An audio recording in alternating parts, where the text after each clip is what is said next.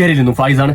പുറമേ കാണുന്ന ഭംഗി ഒന്നും തന്നെ നമ്മളെ ഉള്ളിൽ നോക്കിക്കഴിഞ്ഞാലും അതുപോലെ തന്നെ നമ്മളെ വണ്ടികളിൽ നോക്കിക്കഴിഞ്ഞാൽ നമുക്ക് കാണാൻ വേണ്ടി പറ്റില്ല. പുറത്ത് വണ്ടിയെല്ലാം നല്ല രീതിയിൽ ഷൈനിങ്ങും കാര്യങ്ങളൊക്കെ ആക്കി നടക്കും. പക്ഷെ ഉള്ളിൽ നമുക്ക് ജസ്റ്റ് ഒന്ന് നമ്മുടെ ബോണറ്റ് തുറന്നു നോക്കിയാൽ തന്നെ നമുക്ക് മനസ്സിലാവും അത്രയും ഓയിലും കാര്യങ്ങളും അതിന്റെ ലിക്വിഡും നമ്മൾ പല റേഡിയേറ്ററിൽ വെള്ളം ഒഴിച്ചിട്ടും അതിലേക്ക് ഷാമ്പൂ ഒഴിച്ചിട്ടും അങ്ങനെ പല വിധത്തിൽ നമുക്ക് എന്താവും ആ ഒരു ഏരിയ ഫുള്ള് ഓയിലും അതുപോലെ തന്നെ ബ്ലാക്ക് ഒരു മണ്ണിന്റെ കളറിലും പിടിച്ചിട്ടുണ്ടാവും. അപ്പൊ ആ ഒരു സംഭവം ആ ഒരു ഏരിയ നമുക്ക് നല്ല രീതിയിൽ ക്ലീൻ ആക്കാൻ പറ്റുന്ന ഒരു പ്രൊഡക്റ്റ് ആണ് ഞാൻ നിങ്ങൾക്ക് ഇന്ന് പരിചയപ്പെടുത്തുന്നത്.